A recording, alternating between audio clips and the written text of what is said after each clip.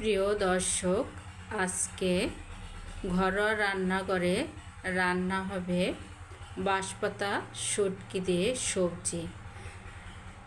এই বাঁশপাতা সবজি দিয়ে শুটকি কীভাবে রান্না করে এটা দেখতে হলে আমাদের পুরো ভিডিওটি দেখতে হবে। বাঁশপাতা শুটকি মাছ দিয়ে যে সবজিগুলো দিয়ে রান্না হবে এটা হলো সবজির বাজার।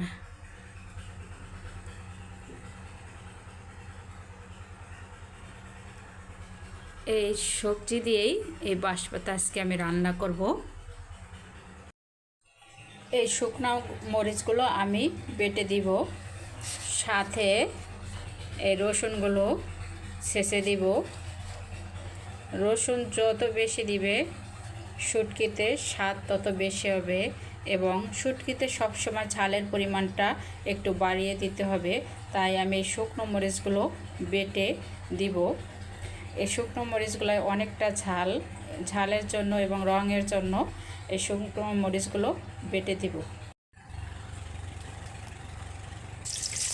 গরম তেলের ভিতর দিয়ে দিলাম পেঁয়াজ কুচি। পেঁয়াজটা যখন একটু হালকা ভাজা হবে তখন অন্য মশলাগুলো দিতে থাকবো।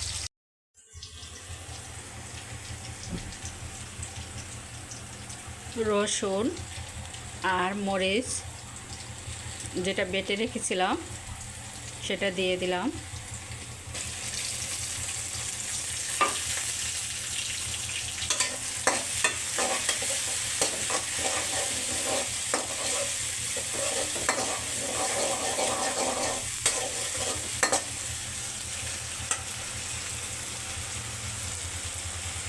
এখন দেব হলুদের গুঁড়া, দিয়ে দেব জিরার গুঁড়া, একটু কষিয়ে নিলাম।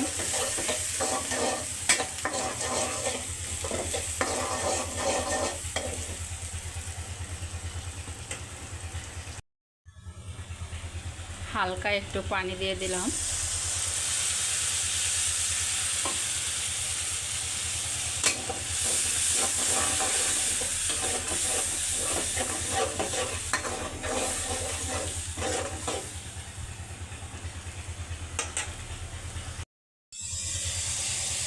এখন দিয়ে দেব শুটকি মাছ কেটে ধুয়ে যেগুলো পরিষ্কার করে রেখেছিলাম।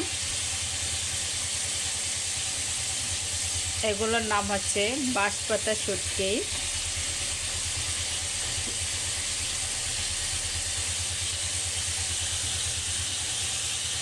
এখন একটু নেড়ে চেড়ে নেব। মাছটা ভালোভাবে কষিয়ে নিতে হবে। এই মাছটা কষানো যত ভালো হবে এবং এর ভিতর সবজি দিয়ে যত বেশি কষানো হবে স্বাদটা তত বেশি বাড়বে। দিয়ে দিব পরিমাণ মতো লবণ।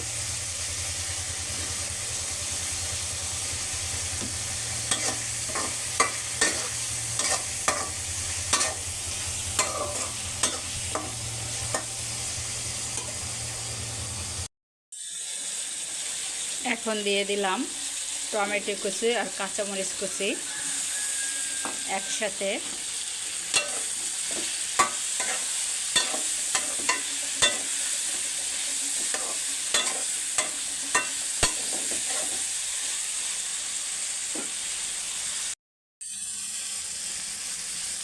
এখন এই সবজিগুলো দিয়ে দিব আলু, শালগম আর কাঁচা টমেটো।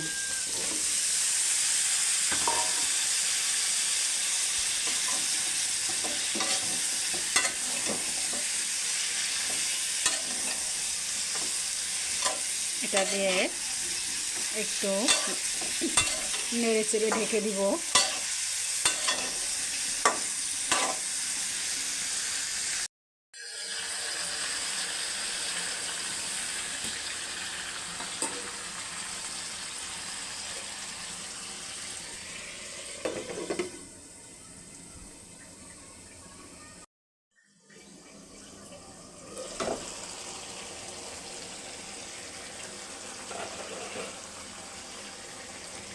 ঢাকনাটা তুলে নিলাম। নেড়ে চেড়ে দিব।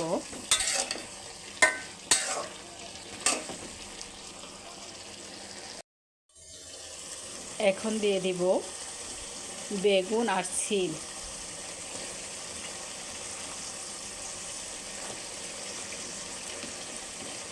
যেই সবজিটা রান্না করতে সময় লাগে বেশি সেটা আগে দিতে হবে, আর যেটা সময় কম লাগে বেগুন আর সিম তাড়াতাড়ি সিদ্ধ হয়ে যায়, এজন্য এটা একটু পরে দিয়ে দিলাম।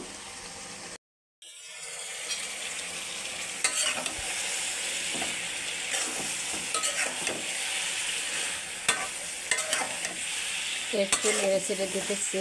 এখন দিয়ে দিব পেঁয়াজের কালিগুলো আমি কেটে ধুয়ে রেখেছি।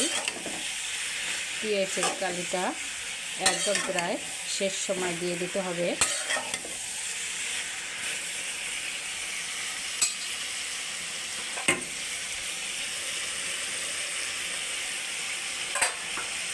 যেন এর রঙটা একদম একটু সবুজ সবুজ থাকে, এজন্য শেষের দিকে দিতে হবে এটা।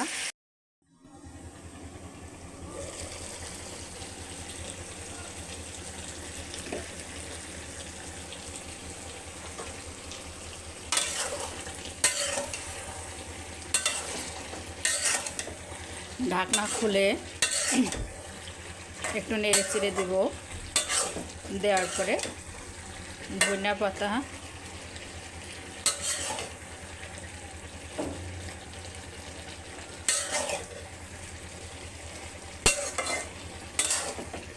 হয়ে গেছে প্রায়। এখন ধনিয়া পাতা দিয়ে নামিয়ে নেব।